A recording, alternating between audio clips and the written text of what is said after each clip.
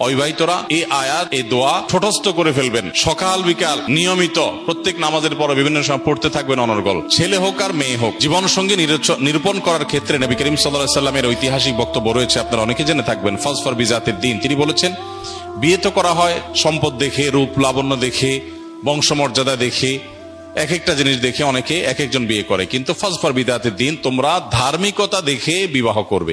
এখন ধার্মিকতার ডেফিনিশন কি, এটা আরেকটা জটিল বিষয়। কারণ আমরা দেখি আজকাল অনেকেই আছেন যে দাড়ি আছে, টুপি আছে, মাশাআল্লাহ পাঞ্জাবি আছে, আবার মাদ্রাসাটা ব্যাকগ্রাউন্ডের, ধার্মিক মনে করে কোনো মেয়ে তার সাথে বিবাহ বন্ধনে আবদ্ধ হয়েছেন, সাংসারিক জীবন দেখা গেল মাশাআল্লাহ না, দুঃখিত, তিনি বিয়ে করেছেন মাশাআল্লাহ দেখে, সাংসারিক জীবনে সেদিন নাউজুবিল্লাহ পড়া লাগতেছে। আবার এর উল্টোটাও হয়, বোরকা পরেন, হাত মোজা পা মোজা মেনটেন করেন মাশাআল্লাহ, ইসলামিক ব্যাকগ্রাউন্ড সবই ঠিক আছে, কিন্তু বিয়ের পরে ওনারও নাউজুবিল্লাহ বা আস্তাগফিরুল্লাহ পড়া লাগতেছে। এর কারণ হলো ধার্মিকতা আমরা বেশিরভাগ ক্ষেত্রে পোশাকে খুঁজি। ধার্মিকতা আমরা যতটা পোশাকে খুঁজি, আসলে পোশাকে এতটা ধার্মিকতা নাই। তাহলে ধার্মিকতা কিসে?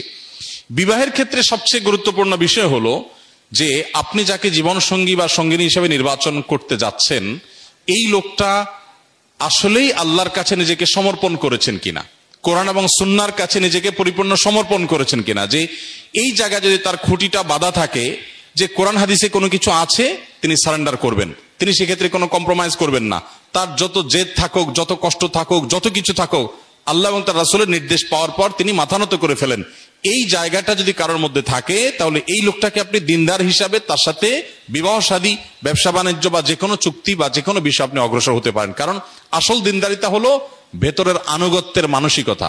আল্লাহ তাআলার আনুগত্য যদি করবার জন্য মানসিকভাবে কেউ প্রস্তুত থাকে, এই লোকটা হলো আল্লাহ সুবহানাহু ওয়া তাআলার কাছে সিরিয়াস দিনদার, এই লোকটা হলো আসল ধার্মিক। লেবাস এবং পোশাক দিয়ে সবসময় ধার্মিকতা নিরূপণ করা বা ধার্মিকতা নির্ণয় করা, এটা সঠিক নয়। এখন প্রশ্ন হলো যে এই আল্লাহর প্রতি আনুগত্য আছে কিনা কিভাবে বুঝবো?